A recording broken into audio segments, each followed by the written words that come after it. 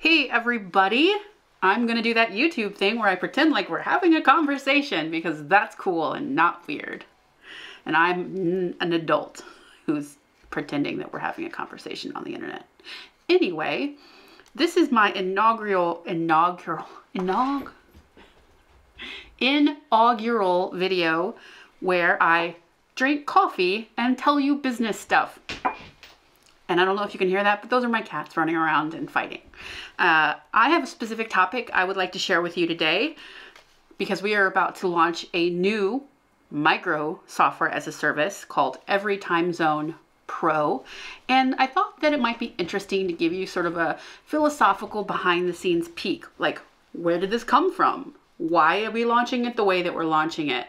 How did I come up with the design and the product in the first place? Because it's not your typical software as a service story. But first, I would like to tell you about terrible inefficiency. It also says good omens down there because I want to read you a quote. When I was a teenager, I discovered Terry Pratchett. And I believe that the first book that I read by him was Good Omens, co-authored with Neil Gaiman, because I think I found Neil Gaiman first, as I recall. Now, it is a sort of satirical, comedic retelling of The Omen, the movie about the terrible demonic child and the business sleeper agent and all of that good stuff. But what I love about Terry Pratchett's work, especially, is that while he's making jokes about things and they are funny, it reveals deeper truths about humanity at the same time. So I like to say that Terry Pratchett sees humanity as it is and laughs at the joke in a very loving, friendly way. Don't know if I'm describing this accurately. Anyway, what made such an impact on me in the book is the demon Crowley, who is out to, create suffering, which is the job of a demon in this world.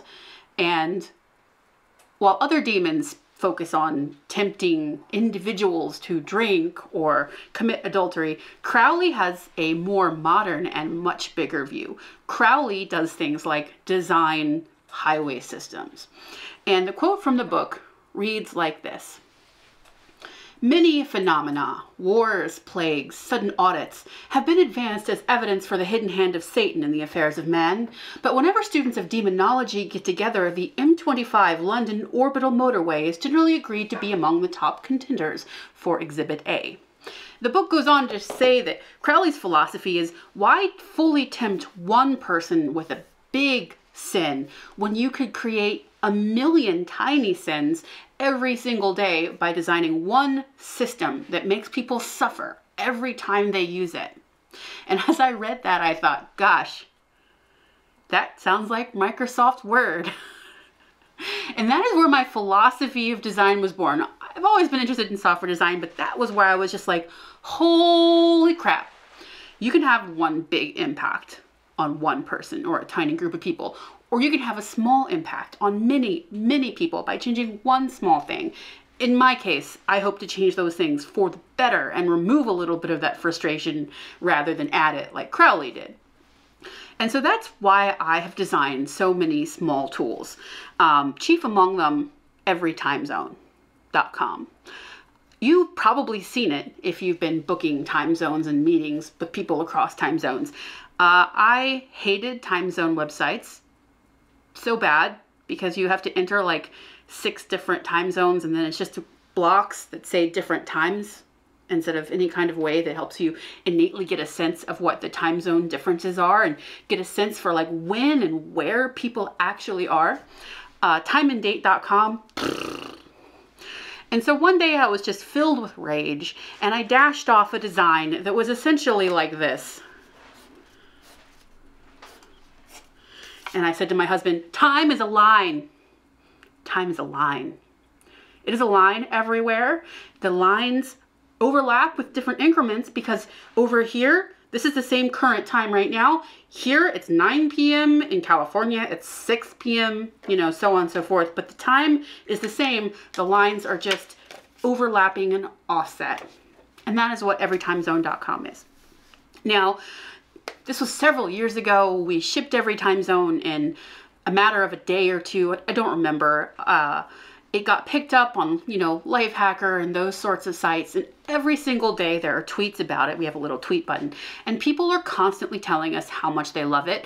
And it still gets about 4,000 visits a day and about 25,000 uniques in a month. So years and years and years later, with no promotion, it's going strong. And that is why we are going to create a pro version. So you might be thinking, well, Amy, gosh, don't you always tell people to start with Sales Safari? Was anyone actually asking for a new time zone tool? Were people saying, gosh, I wish everytimezone.com had a pro version? Well, no. But Safari doesn't mean going and looking for people asking for a product to exist. To be an absolute ninja at Safari, do ninjas go on Safari? I don't know. A pro Safari person, you really need to read between the lines. Now, before we did every time zone, there were tons of time zone links getting shared, and people weren't necessarily saying, gosh, these time zone sites are so difficult to use. I wish they were better designed. I wish they showed time as a motherfucking line. No one is going to spell it out for you like that. You have to look at the behavior of people. And the thing is, when I would book times with people, or when they would book times with me, or when I'd see conversations about people booking times with one another, it was constantly just an aura of frustration and confusion and repetitiveness. So from that Safari type data, from being actively watching the groups that I was a part of already, that's the passive part. I did not go and Google for like time zone feedback, like, what do you think about time zone tools? No, I watched the people around me on Twitter, in chat rooms. This is before Slack was a thing, in email threads of clients and people I was collaborating with in open source projects. Time zone stuff always came up eventually, and it was always with an air of misery and anger. So I knew that something was wrong, and I decided I was going to fix it. And that leads us to the discussion, I think, of the idea of scratching an itch. It wasn't just that I knew time zone tools were annoying to me. It's that every time it came up, it was misery. I wasn't a case study of one, even though I would personally use it, and as a designer, I found the tools especially abhorrent. The thing about scratch and itch is when people talk about it being a way to success, they never talk about all the times it doesn't lead to success. And sometimes scratch and itch works because you inadvertently scratch an itch that a lot of other people have. But if you use Safari and see what people are complaining about, or the general tone of conversation about something, and if they're all on the same page as you, then you can scratch an itch that you have that also other people have that results in something that's actually valuable. So I created this time zone thing based on observed frustration and personal frustration. And I know that it wasn't just me that had the problem, and it became very popular and continues to be popular. That is obviously an indicator of potentially there being something there that we could make some money on by providing a larger service. There's also what I consider to be market signals. So there are other services that work with time zone appointment booking adjacent things. For example, Calendly is a tool that we've probably all used. Nothing against Calendly. In fact, good for them. I wasn't able to find out how much money they make exactly, but I did find an interview with the founder from, I think, a couple years ago, where he talked about going from $100,000 a year in revenue to $1 million in revenue. So I'm guessing by now it's well over $1 million in revenue. That's a lot of revenue for what is an extremely simple product, but that's what you can do with a product that really kills a pain that lots of people have. So the fact that Calendly makes $1 million a year is a big indicator to me that it would be valuable and worth the time to invest in creating a pro version of every time zone, plus our recurring traffic. Another broader trend of the marketplace is remote work. You see remote work articles every damn day. There's all these positive statistics about the growth of remote work. So many people that I know and that I see online, even though I don't know them personally, talking about how they'll never work an in-person job again. The commutes are going to be a thing of the past for knowledge workers. And the people that use every time zone are more and more likely to be people who will never step foot in an office again on a daily basis. Of course, to hire the best talent, you have to find the talent and let them stay where they are unless they want to move. Remote work is the wave of the future. Everybody's talking about it. That's Safari data. It's just not directly Safari data about my time zone tool sucks, but it's all data. And of course, we see the traffic in the tweets for every time zone. People just love it. Lastly, have people requested that we make a paid version? No.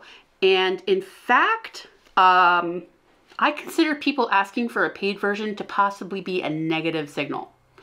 So another microsite that we launched not long before every time zone, maybe a year or less, was Twistori.com. Link in the description in case you haven't seen it. Twistori is a fun little sort of stream of Twitter emotions that I designed, again, sort of in a fit of pique, and that we shipped in, I think, the same day. People loved it. Again, lots of traffic, press coverage, lots of tweets about it, people trying to get onto it by faking their tweets just to show up on Twistori, which was hilarious. I love it. You make something cool enough to be gamed, you're really getting somewhere. And we had a lot of people saying, I want to have Twistori, instead of with your keywords, with the emotion words, I want, I wish, I feel, I hope, I hate, I love, I should know these offhand. Anyway, they're like, I want this Twistori thing with my keywords. Never mind the fact that that would completely destroy the impact of watching the emotions flow by. They wanted to have their brand name or whatever. And we did do some consulting work directly inspired by Twistori, which was great. But a lot of people were like, I want to do this for my business. I want to use my name. Can you do a custom version for me, or maybe make a software thing? And I was younger and more foolish back then. I think it was 2009.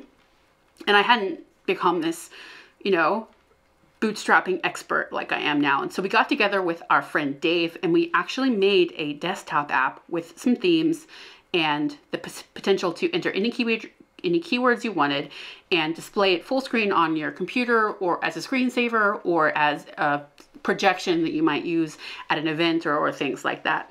And we sold some total of like $2,000 or maybe $3,000 worth of copies over the entire life of the product before we shuttered it. It was, considering the developer time that we spent on it, a total flop. And that's because people said they wanted it, but they said they wanted it not because they actually wanted it, but because they were just expressing their love of it. They were like, I love this so much, I want it for myself, but they didn't really mean it. They didn't then turn around and pay to have it customized or buy the software. They were just sort of going, oh my God, I love it. Like when people comment on the photo of a cute puppy, like, oh my God, I need a puppy right now. They don't actually go out and immediately adopt a puppy, because puppies are a pain in the ass. They're just sort of expressing an overflowing of emotion, and they don't mean it at all. So while people have written in with specific feature requests for every time zone, people have not specifically requested us to make a version that does the features that we've added to the version we're about to ship. So what we wanted to do is take what is really great in every time zone and make it even better for remote work and freelancers and salespeople. So we have gone from just here's the time zones where you see the city names to relating to it in a human context, which I've not seen done anywhere else. Just like before I did it, time zone tools were never stacked lines. Some people have ripped us off since then, but we did it first. So we are now focusing on time zones as people and how to create meetings that work. And we're going to start with a really reasonable monthly fee. We have not done a lot of content marketing ahead of this launch because everytimezone.com is the content marketing. If you followed me for any period of time, you know that I talk about doing e-bombs, educational content that gets a result, that gets people to take action. And that action and that result that they get is what builds trust and desire for a bigger experience or a deeper experience. And everytimezone.com as a microsite is an epic e-bomb. It's not educational, Exactly. But it does get results. It does drive action. People use it multiple times a day. So we are capturing that. We put a little bar across the top using right message, right bar, just to get signups. We've gotten 300 some email signups so far. I'm going to start with an email drip campaign real soon to announce that we're about to launch the pro version with the pricing and the preview of the features and all that stuff. It's going to be low key, just like I wrote about when I wrote about how to soft launch a software as a service. So that's where we're at. We've spent about $12,000 maybe building it, Thomas. Something like that. He's over there monitoring my video. So I was figuring that at the prices we're going to price the yearly plans, we're not going to do monthly billing. It's going to be yearly. It's going to be really reasonable. If we, let's see, could do some basic math here. To pay back at the average price of what I expect our plans to be between the solo plan and the team plan, we only need to sell 160 plans to pay for the developer costs, which is great because if we have 25,000 uniques a month and we have, say, a 1% conversion rate, in 1 month, we should sell like 250 plans. Now, I don't know how many uniques there are offhand over 6 months or 12 months. I'm guessing that people revisit every time zone frequently. We know that there's 4,000 hits a day, but only 25,000 uniques in a month. Clearly, people are using it over and over again, which means that those people are probably going to convert at a higher percentage than 1%. But 1% conversion rate, not bad at all. I'm really excited. I'm going to document this as we launch it. I was just working on the actual visual design today. We've been doing wireframes, and it's a little bit rough, but the way that it works is really cool. And my next video will probably be a tour. But I just wanted to cover these topics because no one knew that I was working on this. I tweeted about it once. That was it. And I thought that having this behind the scenes look of me launching a real small software as a service, talking about where we got the idea for it originally, where we got the idea to turn it into a paid product.